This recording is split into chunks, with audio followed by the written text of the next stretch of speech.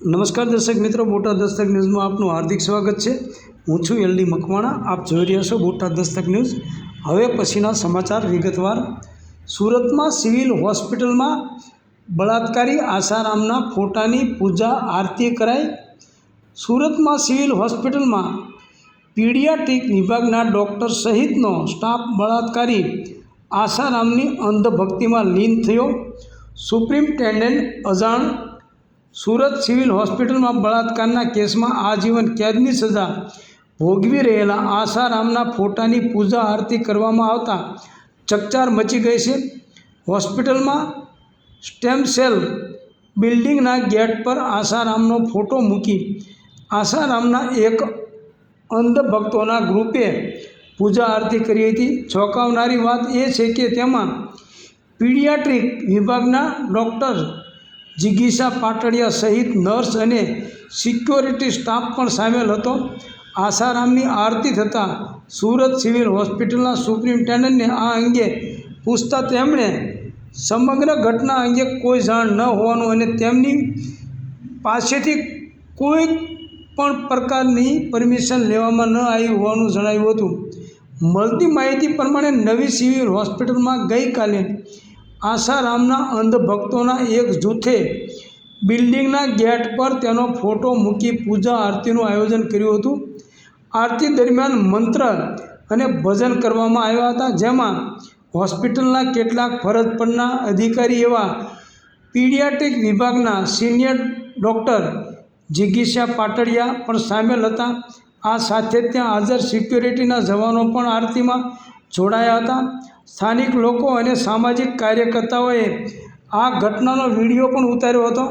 આસારામને 2018માં કોર્ટે બળાત્કારના કેસમાં આજીવન કેદની સજા આપી હતી।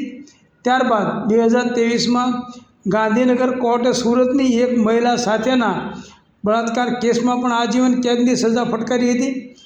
સુરત સિવિલ હોસ્પિટલના સ્ટેમ સેલ બિલ્ડિંગમાં આ પ્રકારની ઘટના બની હોવા છતાં પણ સિવિલ હોસ્પિટલમાં શું થઈ રહ્યું છે એની જાણ સુપ્રિન્ટેન્ડન્ટ ડૉક્ટર ધારિત્રી પરમારને નહોતી। જ્યારે મીડિયા દ્વારા તેમને આ બાબતે પૂછવામાં આવ્યું તો તેમણે જણાવ્યું હતું કે તેઓ રજા પર છે। ઉલ્લેખનીય છે કે આ વિવાદ થઈ ગયા બાદ તેમને જાણ થતાં સમગ્ર મામલાને દબાવવાનો પણ પ્રયાસ કરવામાં આવ્યો હતો।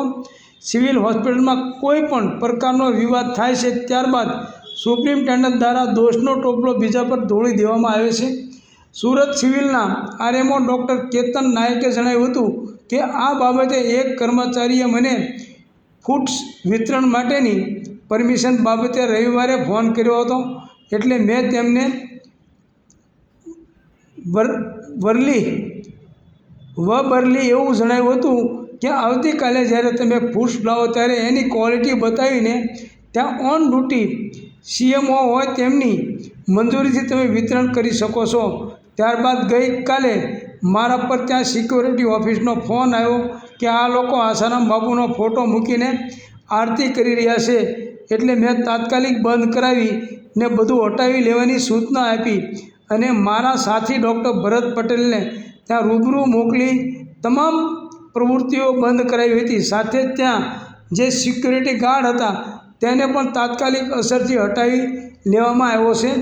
આવી બાબતનું ફરીથી પુનરાવર્તન ન થાય એ માટેની કડક સૂચનાઓ બધાને આપી છે અને કોઈ સિક્યોરિટી ગાર્ડ ફૂડ વિતરણ માટે જાય તો એની લેખિત મંજૂરી વગર ના થાય એ પ્રકારની સૂચનાઓ આપી દીધી છે, જેથી કરીને ભવિષ્યમાં આવી કોઈ ઘટનાઓ બને નહીં। Botad Dastak news, LD Makwana, Botad.